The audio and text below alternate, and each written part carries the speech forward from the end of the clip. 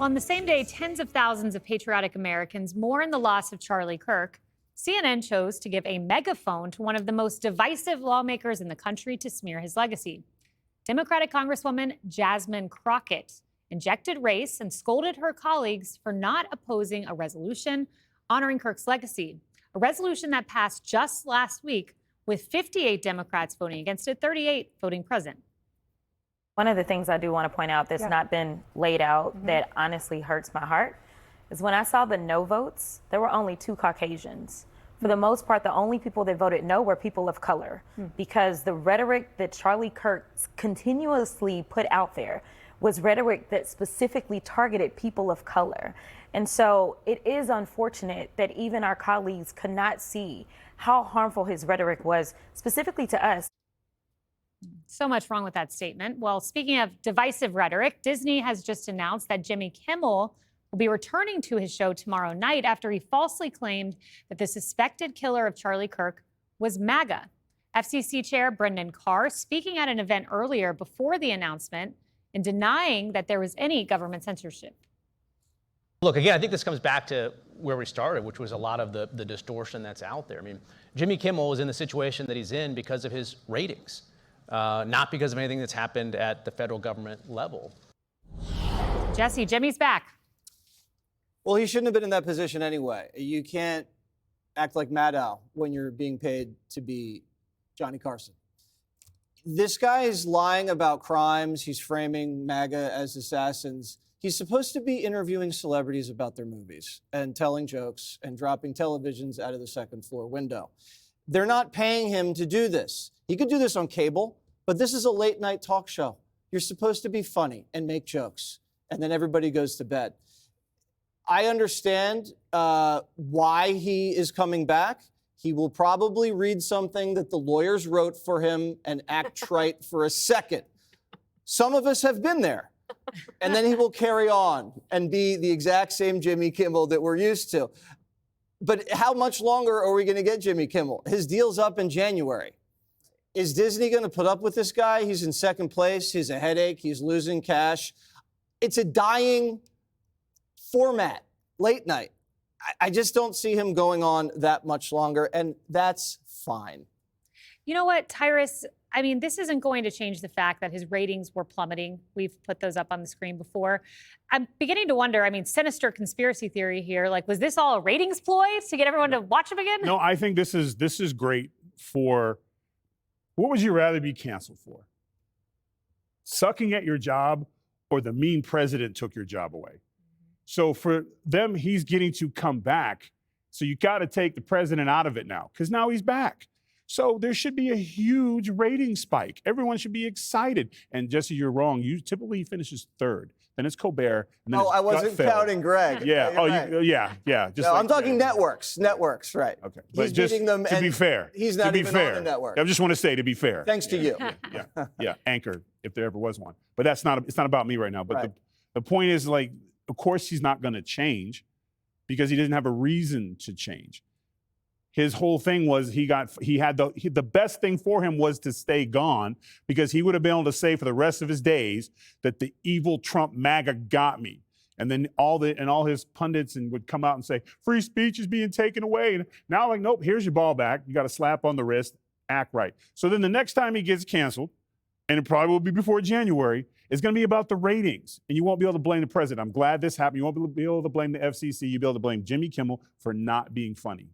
Dana, returning to Jasmine Crockett for a moment, because we can't let that go unaddressed. She said only 2 Caucasians voted against this resolution. No one should have voted against this resolution. And I have here the text of it, condemning the assassin, commending law enforcement, extending condolences. I mean, Mike Johnson mentioned he intentionally kept this tight so that everyone could agree and come together, but she could not. Well, I mean, we could go through and count how many people on the left would vote to censure Ilhan Omar. I mean, if we want, we can keep score. We can do that. I would counter her argument with this. Is obviously, I am not a black man.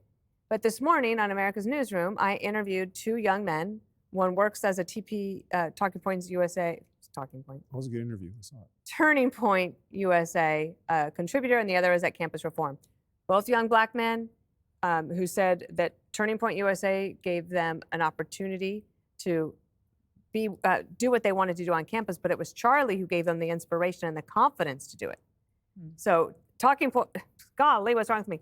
I am back from vacation. Turning Point said, okay, here's the venue, here's the organizational skills, here's what you need to know in order to put on an event. But it was Charlie himself who said, I'll show you the way and how to articulate with ideas. And they took it very, very seriously. So I think that those two young black men I interviewed today who are heartbroken, that they would take a lot of issue with what she had to say. Well, Yeah. I think I'm sorry, real quick. The reason why you keep saying talking points, because that's all she was doing, was making talking points. And what bothers me about the media, they never say how so or examples of, because that's a pretty strong statement to make about somebody, but they never seem to have an actual factual situation of Charlie saying any of these things. They'll take assert here, a thing here. He'll call it out. He keeps it real. And sometimes keeping it real isn't comfortable. It was like right before I left when the New York Times took that something that he said and that he was quoting someone else, but the New York Times just clipped it and made it look like he was anti-Semitic. It was crazy, and then they had to correct it. But of course, the correction is this big. The headline was this big. Gets no attention. Yeah. You know, Harold, the vote to condemn the Minnesota killings of the Democratic local lawmakers was 424-0. Every Republican voted to condemn that. Why could 55% of the Democratic caucus not vote to condemn the assassination of Charlie Kirk? I don't know. They should have voted that way. I said that in the outset. I'm surprised for you. You lay out a great example of the way I've read you read the resolution. You laid out the example of the Minnesota lawmakers. This was an assassination because the guy was speaking his mind and speaking his political views. There's no place for that in our society. There's no place for that in America. There's no place for that in our political tradition. And I just hope that we never, ever have to have another vote like this in the Congress. But if there is, I hope that people can rise above whatever the differences may be. I didn't agree with Charlie on a lot of things. There were things that he said that I found disagreeable, but what I found most remarkable about him is that he was willing to debate openly, freely, and his real objective was to try to persuade you that he was right. Just one thing on Jimmy Kimmel. I'm happy that he's back, not because I agree with everything he says, or I even watch his show, or I even find him funny. What I don't like is when government says that you can't have someone on air because we don't like it. That's what happens in state-run control media. That's what happens in countries that have that, including China, in Russia, in North Korea. The Biden administration. What markets decide if people should be on air. The reason the guy at our network, My Pal, is number one is because people watch him. And if the network wants to lose money, they have every right to do that. What I don't and will never agree with, and I'm glad to be joined by Ted Cruz and Rand Paul on this, is for the FCC commissioner and chair, whomever it might work for, saying we can do this the easy way or the hard way. So I'm glad that he's back because it's a win for free speech. I don't agree with everything he says. I don't even find his jokes altogether to be that funny a lot of the time. But that shouldn't be for the government or the president or any regulator to decide. The government didn't decide it because he's back tomorrow. So quite clearly, the government didn't force this. But Kayleigh, when the president of the United States, who you work for on Air Force One, said that they're 90, you were one, I think, when he said they're 97% against me, and we should look at their licenses. When the president of the United States says that, whether he meant it or not, that was wrong. So for you have your reasons. I'm glad he's back on, not because I think he's funny or because I think he deserves a slot, because I believe that government intrusion and coercion played a role in him being taken off. We can just agree to disagree. Well, ABC chose to bring back their low-rating nighttime host, so clearly they had the freedom to do that. Hey, Sean Hannity here. Hey, click here to subscribe to Fox News YouTube page and catch our hottest interviews and most compelling analysis. You will not get it anywhere else.